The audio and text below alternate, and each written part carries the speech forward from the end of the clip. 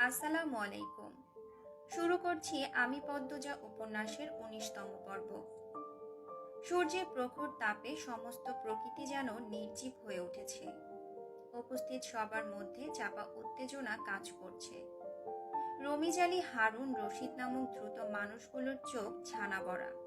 মজিদ মাতব্বর ধীর শান্ত কণ্ঠে বললেন, আপনারা চাইলে সময় নিতে পারেন। আজ এখানে হেমলতা কথার মাঝে আটকে দিয়ে বললেন, আপনি বিয়ের তারিখ ঠিক করুন। মজিদ মাতব্বরের প্রস্তাবের চেয়ে এই প্রস্তাবে হেমলতার রাজি হওয়াটা যেন কোলাহল মুহূর্তে দ্বিগুণ বাড়িয়ে দিল। পদ্মজা হতবাক বিস্ময়ে কিং কর্তব্য বিমূঢ় হয়ে গেল। মোর্শেদ চোখ বড় করে হেমলতার দিকে দৃষ্টিপাত করেন। আশপাশ থেকে ফিসফিসানি ভেসে আসছে। মজিদ মাতব্বর মৃদু হাসলেন। এরপর আনন্দ সহিত সবাইকে নিমন্ত্রণ করলেন আগামী শুক্রবার আমার ছেলের সাথে মোর্শেদের বড় মেয়ের বিবাহ। আপনাদের সবার নিমন্ত্রণ রইল। কথা শেষ করে হেমলতার দিকে তাকিয়ে প্রশ্ন করলেন, ৩ তারিখ ঠিক আছে? হেমলতা সম্মতি জানালেন। মোর্শেদ অবাকের চরম পর্যায়ে, কোনো কথা আসছে না মুখে। পদ্মজা ঠোক গিলে ব্যাপারটা হজম করে নিল। মহিবের সাথে যখন তার বিয়ের আলোচনা হলো তখন সে ভারী অবাক হয়েছিল। লিখন শাহ নামে একটা মানুষকে মনে পড়েছিল। এখন তেমন কিছুই হচ্ছে না। অনুভূতিগুলো হোতা, যা হওয়ার হবে। সেসব নিয়ে ভেবে লাভ নেই। বিচার সভা ভেঙে গেল। মজিদ মাতব্বর আলাদা করে মোর্শেদের সাথে কথা বলেন। তিনি আগামীকাল নিজ স্ত্রী এবং বাড়ির অন্যান্য বউদের নিয়ে পদ্মজাকে দেখতে আসবেন। মোর্শেদ হেমলতা সমস্বরে অনুমতি দিলেন। বাড়ি ফেরার পথে অনেকের কটু কথা কানে আসে। পদ্মজা আমির দুজনেরই চরিত্র খারাপ, এজন্যই বিয়ে হচ্ছে। মাতব্বর ক্ষমতাবান বলে পুরো ব্যাপারটা ঘুরিয়ে নিয়েছে। কিন্তু তলে তলে তো নিজেরা জানে তাদের ছেলে মেয়ে কেমন, তাই তাড়াতাড়ি করে বিয়ে হয়ে যাচ্ছে। কেউ একজন খুব বিশ্রী ভাবে পদ্মজাকে উদ্দেশ্য করে বলল, কে জানে, মনে কয়তো সেরি পেট বাঁধাইছে, রাইতে বাপ মারে দিয়া পায়ে ধরাইয়া বিয়া ঠিক করছে। পদ্মজার মন তিক্ত হয়ে ওঠে। হাঁটতে ভীষণ কষ্ট হচ্ছে। এত নোংরা মন্তব্য সহ্য করা খুব কঠিন। মিথ্যে অপবাদ চারদিকে। বোরকার আড়ালে পদ্মজার চোখ দুটি ছলছল করে উঠল। খুব কাঁদতে ইচ্ছে করছে। হেমলতা পদ্মজার এক হাত শক্ত করে চেপে ধরেন। মানুষদের ছায়া ছেড়ে ক্ষেতের রাস্তা দিয়ে যাওয়ার পথে তিনি বললেন, জীবন খুব ছোট।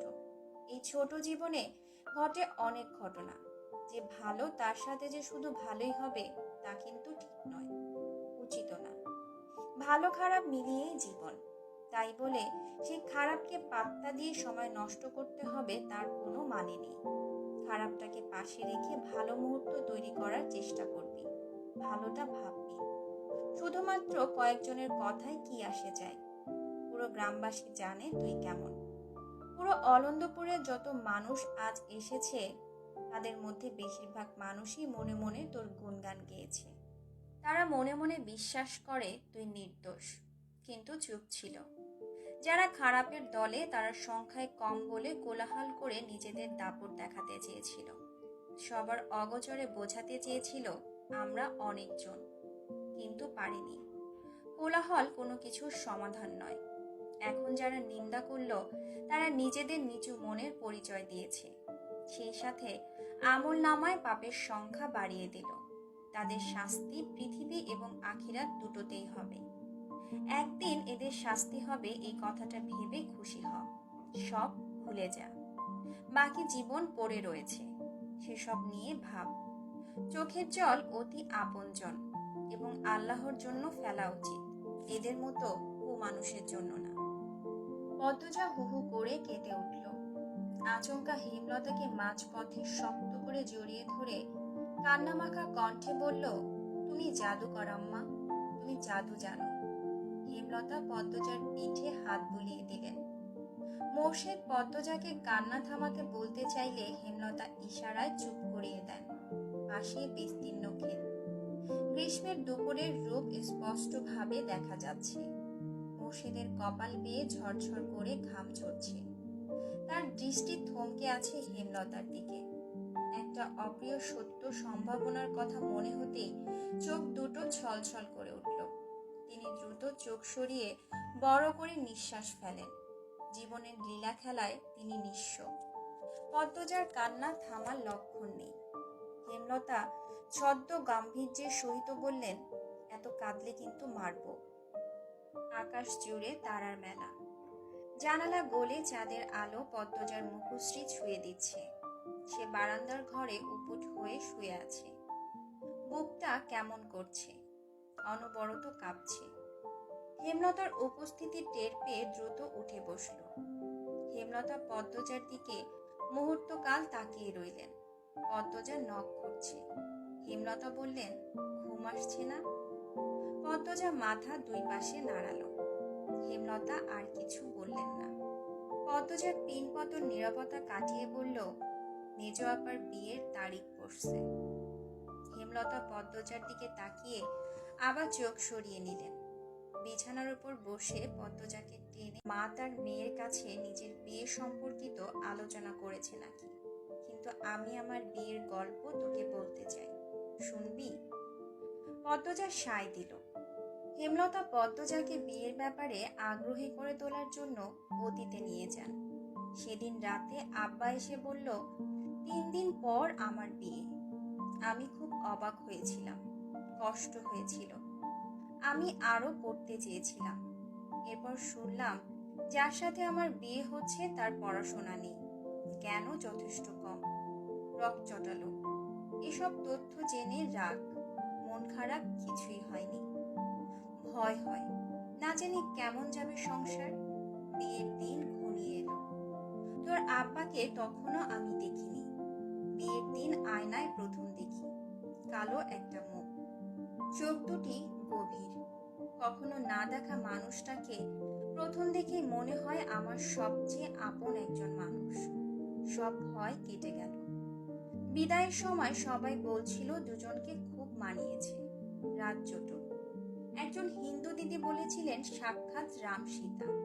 আটপাড়ায় যদি একজন 6 ফুট লম্বার মানুষ থাকে তবে সেটা তোদের আব্বা ছিল। বিয়ের পর জানতে পারি তোর আব্বাকে বিয়ে করার জন্য অনেক মেয়েই পাগল ছিল। নিজেকে খুব সৌভাগ্যবতী মনে হতো। অশিক্ষিত ভেবে নাক কুঁচকেছিলাম। সে আমি তোর আব্বার জন্য দিনকে রাত, রাতকে দিন মানতে রাজি ছিলাম। এতটাই ভালোবাসা হয়ে গিয়েছিল যে তোর আব্বা ছুরি নিয়ে রক্তের আবদার করলে আমি আমার বুক পেতে দিতাম। পদ্মজা মাঝপথে আটকে দিয়ে বলল, তাও তো আব্বা তোমাকে ভালোবাসেনি আম্মা। হেমলতার হাসি উজ্জ্বল মুখটা নিভে গেল। অপ্রতিভ হয়ে উঠলেন। তিনি দৃষ্টি এলোমেলো রেখে বললেন, তাকে বিয়ে করতে বাধ্য করা হয়েছিল। পদ্মজা চুপ করে রইল। হেমলতাও নিশ্চুপ। দরজার পাশে মোর্শেদ বসেছিলেন, বিড়ি ফুঁকছিলেন। হেমলতার প্রতিটি কথা বুড়ো হয়ে যাওয়া মনটাকে দুমড়ে মুচড়ে দিল। তিনি বিড়ি নিয়ে বেরিয়ে যান চৌরাস্তার উদ্দেশ্যে। চৌরাস্তার পাশে একটা বড় ব্রিজ আছে। ব্রিজের দক্ষিণ হাওয়ার তীব্রতা খুব বেশি। সেখানেই এসে দাঁড়ান। ফেলে আসা জীবনের প্রতিটি পদক্ষেপ চোখ বুজে মনে করার চেষ্টা করেন। বেশ কিছুক্ষণ পর পদ্মজা বলল, আম্মা, প্রতিজ্ঞা করেছিলাম আর প্রশ্ন করব না, তবুও বলবো একদিন। পদ্মজা আর জিজ্ঞাসা করলো না কোন দিন বলবে। নিশ্চুপতার অবস্থানে ফিরে গেল। মুহূর্তকাল স্থির থেকে হেমলতা বললেন, কন্যা খুব কান্নাকাটি করে দেখলাম। মেয়েটা এত দুর্বল কি করে হলো? পদ্মজা হেমলতার এক হাত মুঠিয়ে নিয়ে আশ্বস্ত করল, আমি আছি আম্মা, সামলে নেব। ঘরে যা, রাত হয়েছে অনেক। পদ্মজা উঠে বসল। ওড়নাটা ভালো করে টেনে নিয়ে জুতা পরল। বেরিয়ে যাওয়ার জন্য পা বাড়ালো। হেমলতা বিছানার শেষ অংশ থেকে বালিশ টেনে নেয়। বালিশের নিচে দুটি কাগজ ভাঁজ করা ছিল। হেমলতা হাত বাড়িয়ে নেন। পদ্মজার উদ্দেশ্যে বলেন, পদ্মজা, এগুলো কি? হেমলতা ভাঁজ খোলেন। পদ্মজা ফিরে তাকায়। হেমলতার হাতে লিখনের চিঠি দুটি দেখে সর্বাঙ্গে বৈদ্যুতিক কিছু একটা ছড়িয়ে পড়ে। শরীর কাঁপিয়ে দিল। মাটি যেন দুই পা টেনে ধরল। হেমলতা প্রথম লাইন পড়ে বেশ অবাক হন। পদ্মজার দিকে একবার চকিতে তাকান, এরপর এক নিঃশ্বাসে দুটো চিঠি পড়ে শেষ করেন। পড়া শেষে থম মেরে বসে রইলেন অনেকক্ষণ। ভয়ে পদ্মজার দুই চোখ বেয়ে জল পড়ছে। মাথা নত করে দাঁড়িয়ে রয়েছে। হেমলতা ধীর পায়ে হেঁটে আসেন পদ্মজার কাছে। দুই ভ্রু প্রসারিত করে শান্ত অথচ তীক্ষ্ণ কণ্ঠে বলেন, এসব কবে হয়েছে? আমাকে জানাসনি কেন?